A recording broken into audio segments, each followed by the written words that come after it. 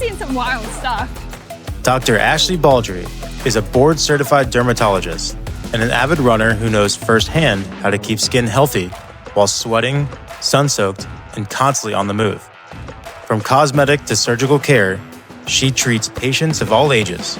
Today, she's sharing real-world skincare advice that works as hard as you do. I'm okay for like budget skincare, budget things like that, but I would not recommend budget Botox or budget fillers. So I always say to my patients, you want to use a sunscreen that you will wear, because if you don't wear it, then it's useless.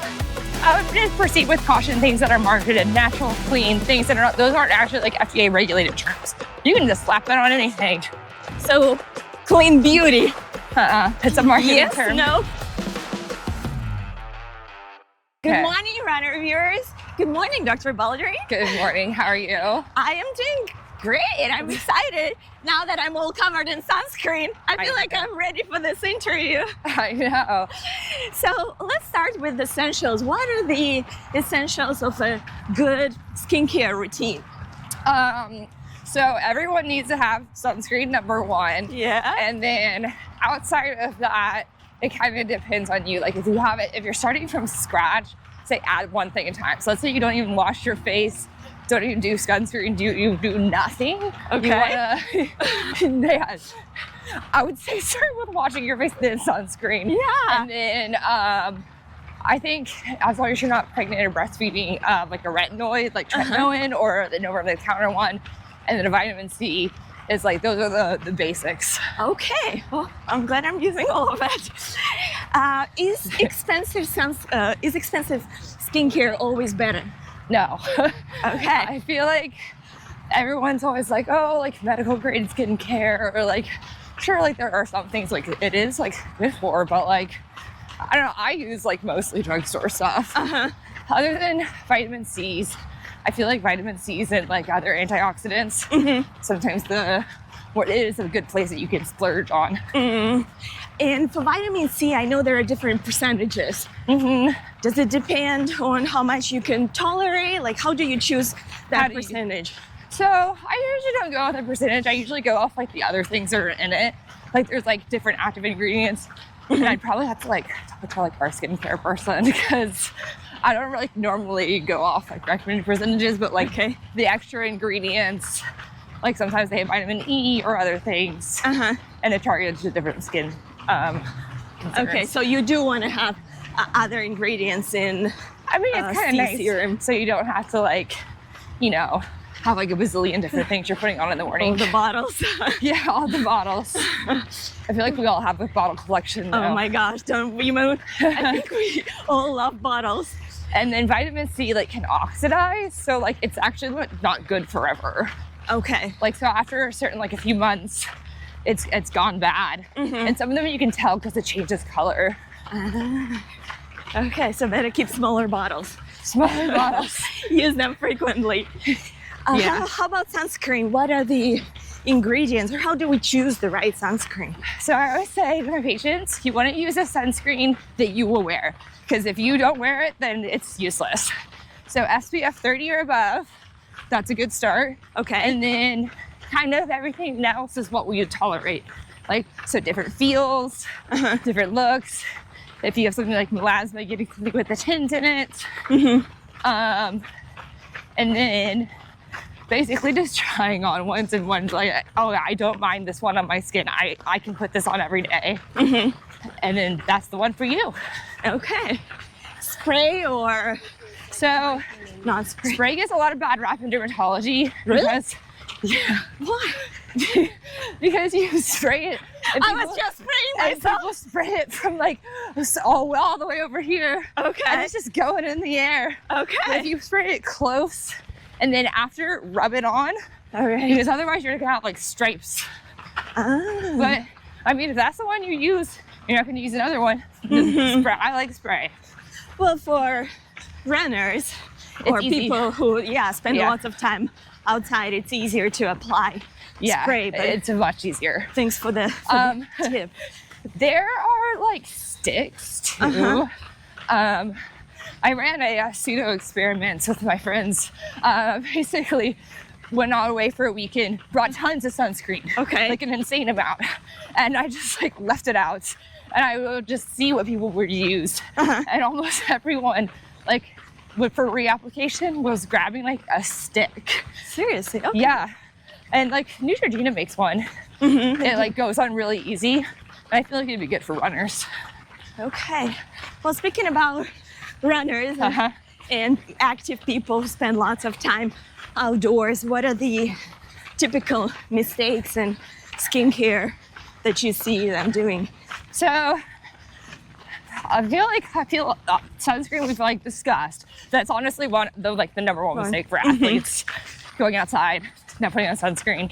You can check the UV index if you're worried too. For Houston, it's like pretty much always hot though.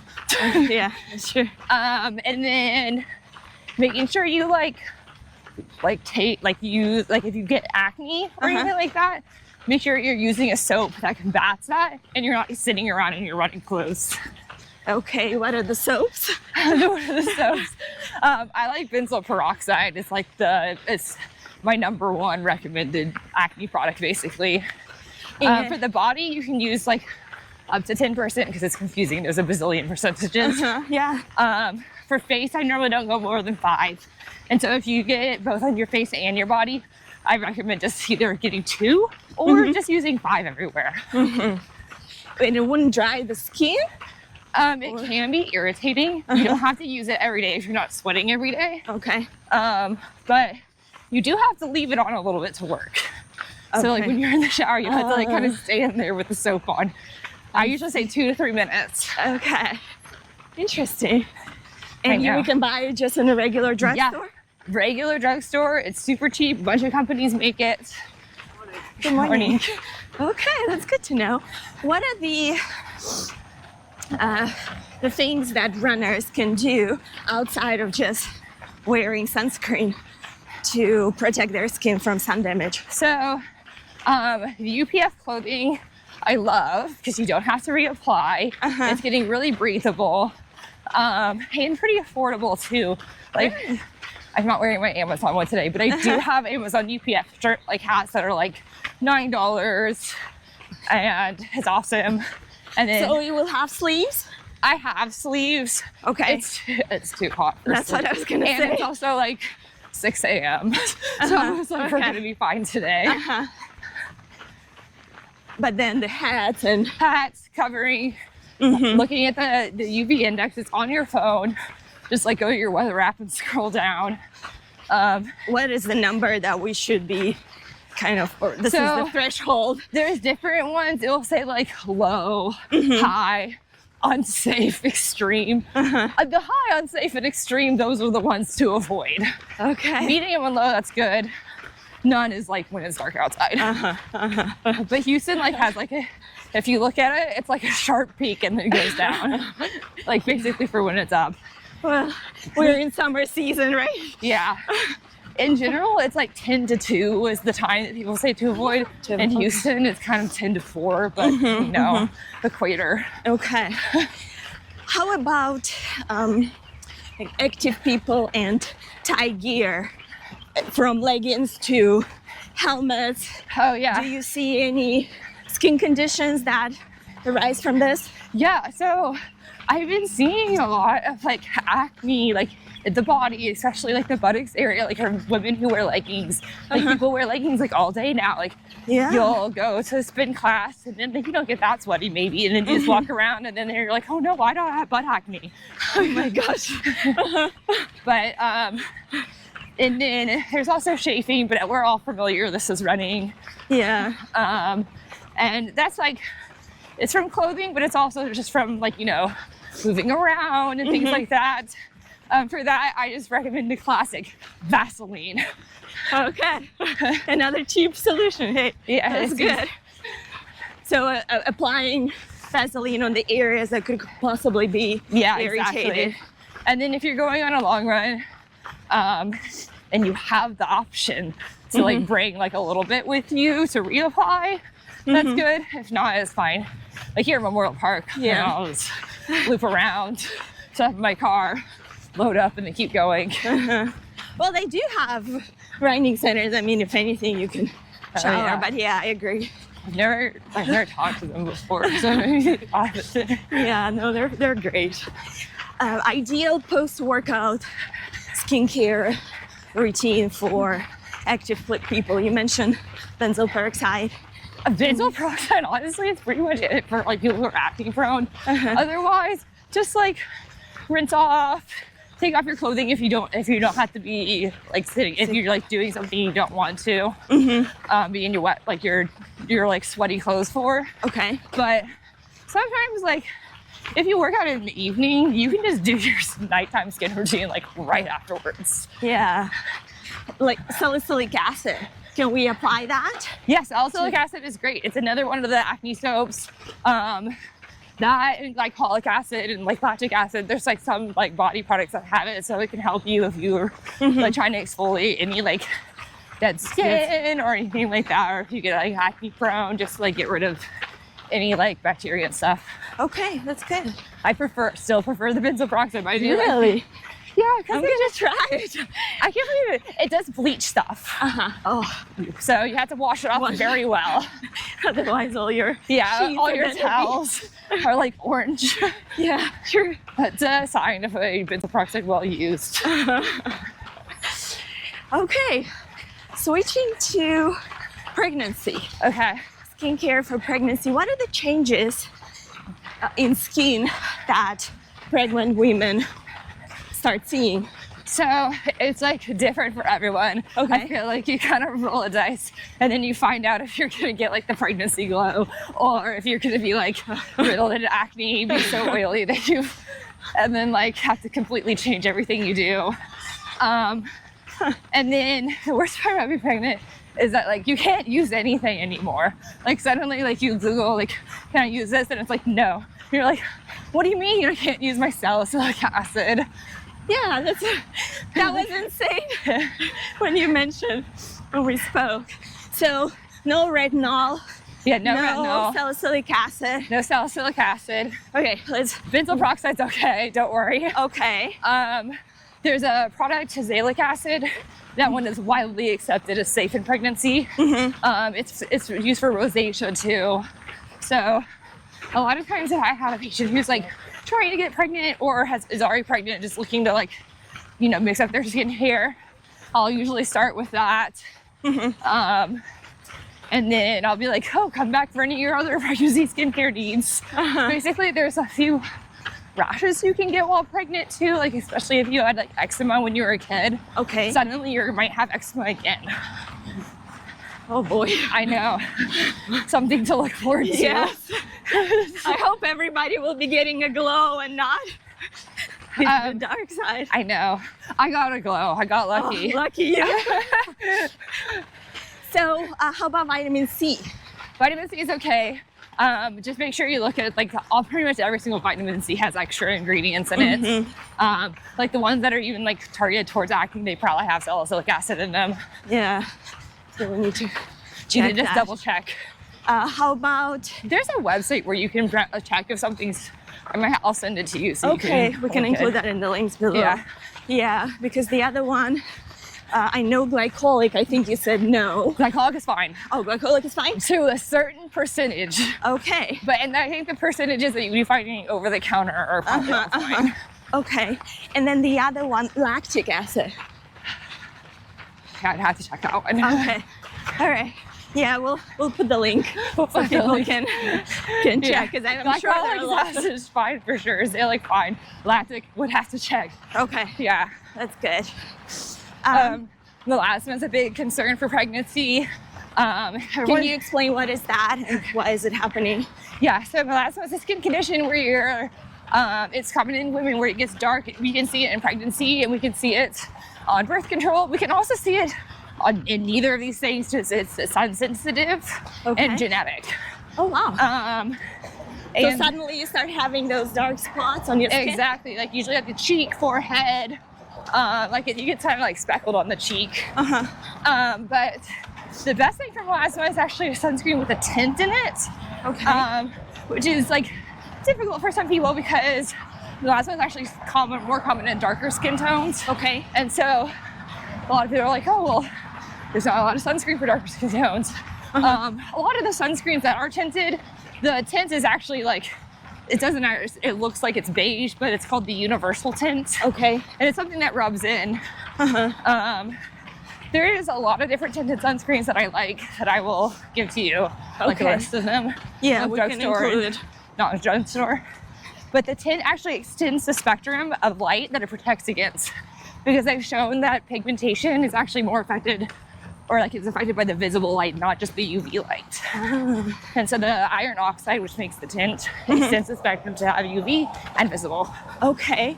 So after you had the baby, Will it go will away? it go away? Some people yes, some people no. Okay. That's sad. I know. How about stretch marks? Can you safely manage that? So stretch marks, so a lot of times it's genetic. The best thing to do though is actually moisturize.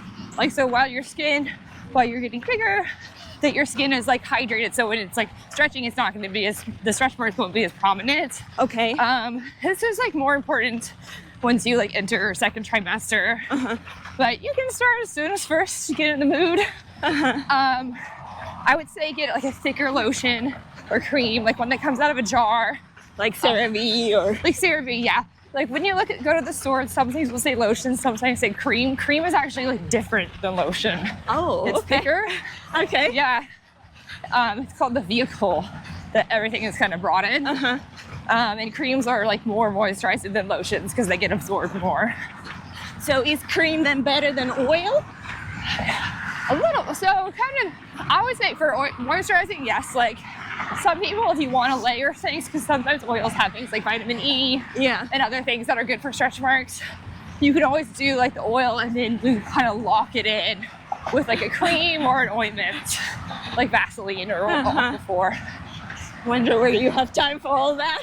So After yeah, you apply all the you things. just do it right after the shower. I know, it was saying like twice a day and I'm like, ain't no way. I'd be covered in dog Your hair. husband fell asleep Yeah. while you're still moisturizing. I know, and my dog likes to eat my lotion. Oh. He just follows me around licking my legs and I'm like, stop it, I need this. Interesting. So any other adjustments for pregnancy that we have to make in the skincare routine? And Not too also much. after the pregnancy, like when can we start reintroducing? So it's up to your comfort level and like depending if you're breastfeeding or not.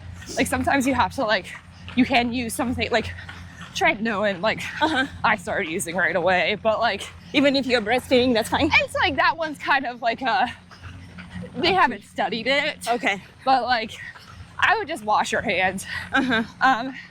That one some people are fine with. Okay. A pediatrician. You can always, when in doubt, you ask your OB-GYN or your pediatrician or your dermatologist. A lot of times it's like unethical to do studies on pregnant and breastfeeding women, so like they just don't have the data. But like you can look at data for similar things and then use your own judgment. I see. Okay. We talked about pigmentations. So that made me think about lasers.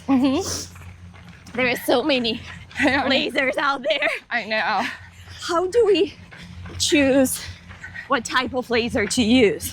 So for like in dermatology, we basically decide what laser we'll like tell people like based on their skin type and their skin concerns. For like, I know that's not how it works with like med spas, like you show up and you're like, I want this laser.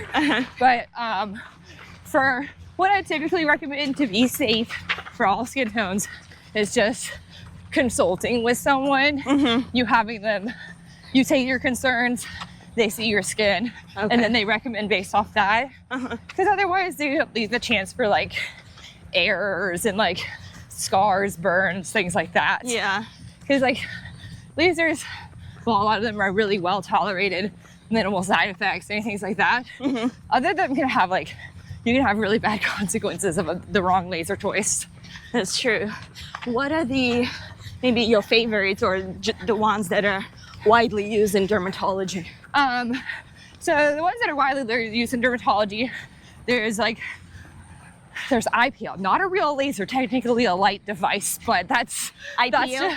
Yeah, it's just semantics. Okay. It's called intense pulse light. There's like, I think there was like a brand BBL that's probably the most popular. Okay. That one can do a lot because once again, it's not actually a laser, it's a light.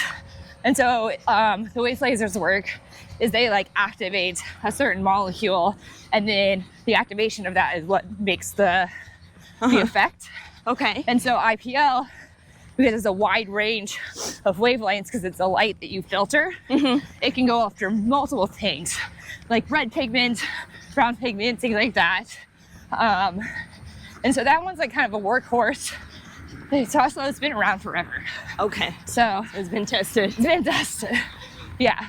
I mean, there's many different IPL devices, but that, like the concept has been there for a long time.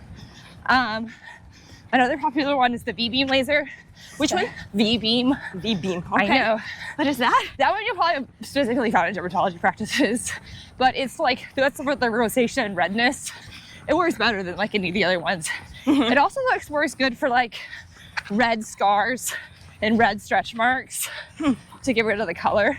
Okay. And then, so the next like kind of bigger one that I like use or refer to a lot is like an ablative laser. We have the CO2 laser. Okay. And so that's for like resurfacing The skin. Yeah, and that's for like, whenever you talk about resurfacing, you're talking about like texture, wrinkles, things like that. But you also do have benefits for like pigment and evening skin tone. So acne scars. Acne That scars. will help. What should help, I presume. Acne scars is one of the few things it does. Oh, really? Acne scars are really hard to treat. That's why if I may see anyone with scarring acne, I'm like, I'm so sorry, I'm not trying to push Accutane, but you're gonna be so happy. Yeah. I mean, I wish people could start using treatments early. Yeah, because if you use it like once you start getting acne scarring, like all that, like you always have the potential to scar. I see. And then it's kind of like once you have the scars, they're hard to treat. It's cosmetic, so the better option is treating before. But if not, it's okay. There's options. But yeah, microneedling is a resurfacing, and same with like an ablative laser. But CO2 is getting more and more popular. It is getting more popular. There's a lot of downtime is the only problem with it, I think. Okay. There's like a week where you have to hide. Gonna be outside. Is there a time of the year where you recommend doing laser treatments? Honestly, it's better in the winter because you're sun sensitive after the laser. I see. And so, but then like, I feel like the sweet spot, and we have already passed that by a couple months, but it's right after the holidays. You have no more commitments. It's still dark outside. You just get to go hide for a week. Okay. Or that sweet spot between Christmas and New Year's where you see no one. You're just like in your house. Chilling. How many laser treatments do you need to have Your desired to results. see the results? It depends on like whatever you're treating, but a lot of times you can expect to have multiple. For like the ones that are more intense, would be less treatments because you're like the reason why you have the downtime is because the laser went deep. Oh, I see. But then like the ones with minimal downtime, those ones you can expect to do like every other month or so. Are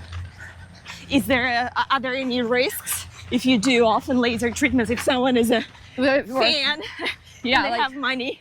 Yeah, if you have the money for it, just make sure you're doing the appropriate downtime. But you're like the person who manages your laser can usually tell you when is the frequency that you can do it, like what's the soonest you can do, things like that. So I'll sometimes have people be like, I have this event on this day, and these are like weird my skin concerns. Can you fix this? Okay. So And then- you're also working towards the deadline. Yeah, they normally have a deadline, and then you normally have to work with the deadline, find the best things. Sometimes the deadline, you're like, oh man, I should have come in a few months ago, but it's gonna be fine. Yeah. I have a whole wedding skin timeline on my Instagram. Oh, really? Mhm. Oh, well, It's like buried at this point. That's going to be very helpful for those that They're are getting ready. married. Yeah. And when Yeah, wedding skin line, that's like, I would say like if I have like appointment that's just like, they're like, I don't have any skin concerns. I just went into a prep for a day. It's always sweating. Seriously. Yeah. What are your recommendations typically to prepare for weddings? Yeah. Oh, I'm such a broken record, but it depends on your skin concerns. But like, let's take the worst and the best. The worst, like let's say like you have like acne scars. Yeah. So if you had acne scars and you wanted your acne scars by your wedding day, I would recommend starting with a dermatologist a year before. Like basically when you get engaged, like go to a dermatologist rather than going to a wedding planner. Go to a dermatologist. Well, because the resurfacing procedures, you need multiple.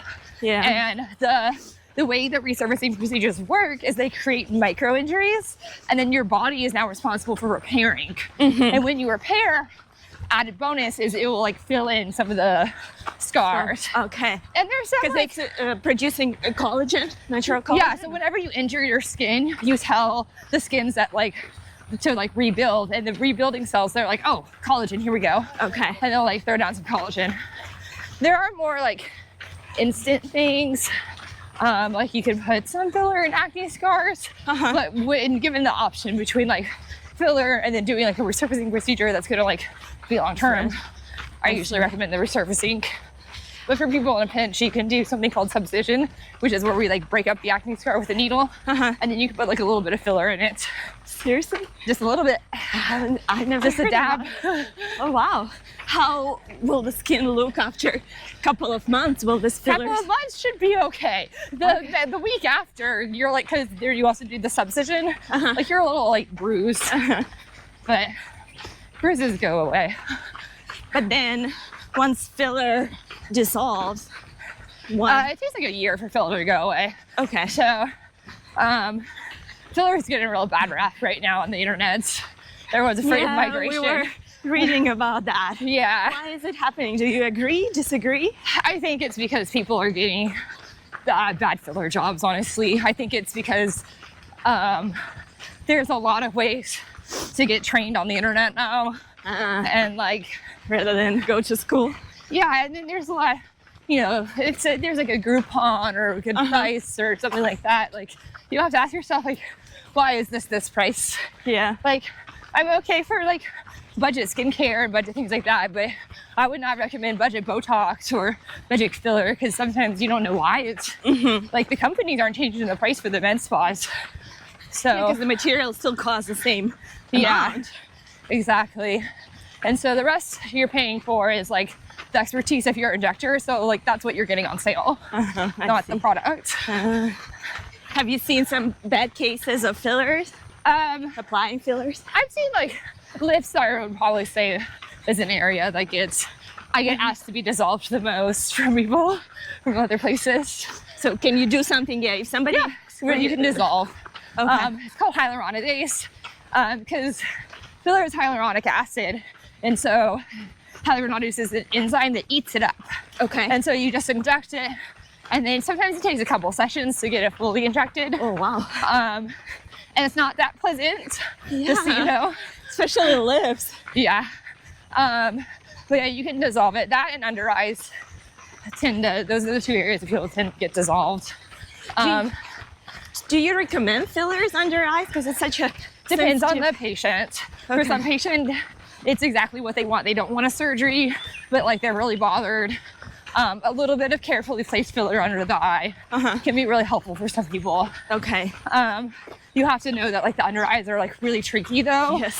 And a lot of times like the filler, like you're gonna get like 50% improvement, you're not gonna get 100%. Okay. Like, but a lot of people are happy with just that. It'll be like look better in photos and things like that. But that's one that you want to look into your injector. You want to, I don't think you should cut corners on under eye filler. There's a bunch of things. I would 100% agree on that. But hey, people are different. Yeah. You mentioned microneedling also. I know that's been very widely used. Yes. What are the conditions? Like what are the recommendations? So microneedling works for a lot of different things. Like acne scars, like it is a resurfacing procedure, but it does also help pigmentation because it can break up the melasma and things like that. Okay. And like there's a certain glow you get because of the collagen that it produces. And it's one of those like lunchtime procedures where it's very short. The downtime is not too bad at all. Like you're red that day. And the next day you might have some like pinpoint little red specks. They're like little bruises called petechiae. But it goes away quick. You can't wear makeup right away. That's the only annoying thing. But you should be fine. There's plenty of days where people at my office are just like makeup free because they had microneedling done. That's awesome. And you can do that one like every other month. That's one of the ones that I usually recommend for like wedding prep. Okay. Because the downtime is so short, and there's like lots of benefits. You can even add like PRP on it, which is platelet-rich plasma, which is like your own blood. I think that's when they call it the vampire facial, potentially. Not exactly sure on the trend's name of it. Yeah, I was gonna ask you because I was reading about it, and it seems like PRP is one of the trends, and yeah, you can add it. PRP's been around for a while. Okay. But basically what they do is they check your blood, spin it down, and you take your own growth factors. This is good because it's natural. It's not something in the environment. You're not gonna have side effects. Okay. Okay. And then you can use it for a lot of different things. Like in our office, we use it for hair restoration. Oh, wow. We do like injections in the scalp for people with like male pattern or female pattern hair loss. And then we also do it for PRP. And we also inject it under the eyes. Oh, wow. Does it help with the skin under eyes? Yeah, it can help like making this collagen because it's like growth factors. That one people are happy with generally. Can you combine it with other procedures? For yeah, example? you can do microneedling, you get PRP on the microneedling, and then get your under eyes injected at the same time. Wow. With the PRP. I know. If I had all the money in the world, I know. I'll be living in the clinic. So there are some good data about using PRP in Europe for the scalp. For the scalp, yeah. People are like, there's data out there. So it's been really helping people for hair growth. Yeah, exactly. It doesn't like, so there are some people it doesn't help for, so it's like impossible to be like, okay, it's gonna work for you, yeah. It'll work for you. But like if you have like hair follicles there, you have like a decent head of hair, but it's like thinning out, those are pretty great candidates. For people who are wary of taking a pill for hair growth or something like that. Okay. Wow. It's also like, it's every 6 months rather than every day. You know, like a pill would be. So the maintenance is better for some people who don't like remember to take pills. And you also need several procedures to start seeing the results? So yeah, so for PRP for hair, you have 4 initial ones. Okay. And then after that, it's every 6 months. Wow. So you do it once a month for 4 months, and then every 6 after that. Okay. And you, like, depending on the office you go to, like, they have comfort measures, you know, cold air they blow on, like a vibrating device. Some people, like, we have nitrous oxide for some people who want it. Okay. Interesting. It's like, some people don't like needles. Yeah. I don't believe them. Yeah. Anti-aging. What can we do to reduce the appearance of wrinkles and to help with aging skin? Main thing, sunscreen and retinoid. Okay. Those are your morning and your night. Then depending on that, like if you have, I mean, I love Botox. I do Botox, and I do recommend that once you start seeing like a line that stays around for a little bit, like even like everyone's like, oh, I don't think my wrinkles are that bad. And it's like, well, that's because they haven't formed yet. Yeah. But once you start seeing like a static line that stays behind, that's usually a sign that your body has like the capability to build a wrinkle. Oh, okay. And the more that static line stays, the more that it kind of gets like etched into your skin, and then it's like after a while you cannot fix that other than resurfacing and or like fillers. Yeah, I see. but the Botox was preventative for that. And then I don't know, I feel like I love the way stuff like even like your face at rest, like it shouldn't change too much. I feel like it does. I feel like there's a certain glow, like because it blocks the muscles. I agree. yeah, exactly. Like I feel like you look like filtered, like better in photos. Why do you think then Botox is getting such a bad reputation for, with some people? I'm not sure. Like, I think it's just for people who like want to be all natural and things like that, and that's fair. Like, you don't have to do Botox, then just let your friends do it. Yeah. Yeah. So what are your thoughts on this growing trend toward natural aging? So, I mean, I've seen some wild stuff. I've had like someone come in, ask for skincare routine, and then we give prescriptions, and then come in like a month later, acne worse, and I'm like, what happened? And they're like, oh, I actually didn't do anything. I went to ChatGPT, and this is what ChatGPT recommended, and I'm like, can you stop doing that? We just had an interview with an attorney, and he was also talking about ChatGPT and how people go and ask it to build an agreement, and then they have to deal with all the issues that are coming after. I know. Honestly, I love ChatGPT for some things. Yeah. But others, I'm like, it's not your doctor, man. So all natural things is sometimes when people come to me with a concern, and like I try to tell them that their all natural product is the issue. Okay. They're like, oh, it's just a plant. And I'm like, it's poison ivy is also just a plant. Like, and that's, you can get reactions from plants.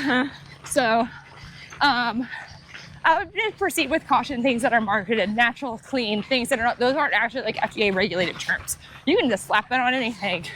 Even unfragranced. Sometimes people say unfragranced, you flip the bottle around, there's fragrance in it. So clean beauty. It's a marketing term. No? Marketing term? It's a marketing term. So it's difficult because like it's not like a standardized thing. Well, Dr. Baldree, I want to ask you about some of the beauty trends. Okay. And I'm curious if you can rank them from 1 to 10, with 10 being approved or recommended. Okay.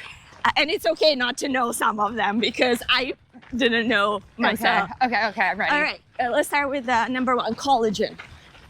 Are we talking about like drinking it? Drinking collagen, yep. Okay. Coffee, collagen in coffee. Okay, I'm gonna go with 5 because I originally would say 0, but like they used to say like there was not enough data. Now there is data coming out that it is helpful. Okay. But I still have not read it all. I need to, so we're gonna go with 5, middle of the ground. I know I need to read the data, okay. But it's no longer a 0, so all don't right, worry. that's good. Okay, keeping the collagen. Beauty sleep. Beauty sleep? Oh, they'll just sleep it and get 10. Yay! That's cheap and easy.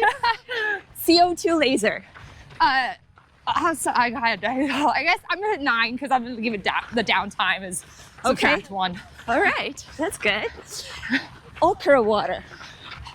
Have you heard about that? What is okra water? You cut some okra, you put it in water, let it soak, and then you drink it. Apparently, you drink it? You do drink it. Apparently, it's a nutrient trend. Oh, okay. It helps with glowing skin. Oh my God, I have not heard of that one, but I don't believe it. I'm gonna go with 0, but I don't. No one's allowed to get mad at me though. Not at all. I haven't heard about it either. Okay, mouth tapering. Mouth taping? Yeah. You put that. I know. I'm trying to decide. I don't. It's not something that I recommend, but I know people are really happy with it, so I'll give it a 1, purely because I know that it does help mouth breathers. But I haven't tried it. I know it's supposed to help with, puffiness and. just so you know, I have seen some rashes from mouth taping. Oh, really? Yeah, like people come into my clinic with like a rash all over their mouth, and they're like, I don't know, could it be the tape I'm putting on my mouth every night? Can't be. But the adhesive, is like a known irritant to skin. Like the skin doesn't like having glue or anything on it. Okay. So beware, you could get a rash. If that does happen, it takes 6 to 8 weeks being away from it. Oh, wow. Just so you know. Seriously? For rash that to get long? better. Yeah, so just if you're don't use it for a few nights, the rash is still there. Well, you haven't been away from it for long enough. Gee. But yeah, you can always switch ones. Okay. Okay, I'm ready for the first. Sleeping on a silk pillow. I'm gonna go with 3 because I feel like you're probably washing your pillow more if you're also changing your pillow. but I don't really think it does Okay. too much. Doesn't help with the glow. I don't know. I mean, your hair probably is not good as knotted on it. Haven't tried. I don't know. Hyaluronic acid. That one can be like an 8. It's a good one. Is it safe? Safe like- or better preferred on like a topical? Or So it's a good filler? additive ingredient. It is not a replacement for like a cream or a lotion that's actually going to hydrate your skin, okay. but it's a good additive. Oh. There's some lotions that'll have hyaluronic acid in them, or like sunscreens that do. Mm-hmm. And it's just something that helps your skin hydrate, but it does not replace a lotion. Okay. Well, the last one for me, diet. Diet? Healthy diet. I mean, I think diet's 10. I mean, like, I feel like there's not great data, but there is some data for diet and skin. There is one website I like a lot for diet and skin, for skin concerns. I will give it to you. Okay. And you can link it if you want. I'm no way affiliated with them, but it's like they have a lot of good patient resources. But I feel like Certain foods that are recommended. whole food, not processed food, things like that. Okay. But once again, like, it's not going to like completely change your skin. Like, if Yeah. you have like a major skin concern, diet, yeah, will be helpful to some extent, but it's not going to take you from like acne that needed Accutane Yeah. to clear skin. But if you're just getting like an occasional breakout and something like that, maybe diet could help. But there's not amazing data. I just gave it a 10 because like especially as runners, diet's important for health. Absolutely. I think for everyone, Yeah, healthy food is what gives us energy. yeah, energy, things like that. So How about stress? stress. Okay, so stress makes everything worse because it increases like your cortisol levels, and that can lead to acne. It can lead to poor sleep. It can lead conditions that are like, that are like controlled by inflammation. They can increase things like that. So stress, like, it'll tend to flare everything.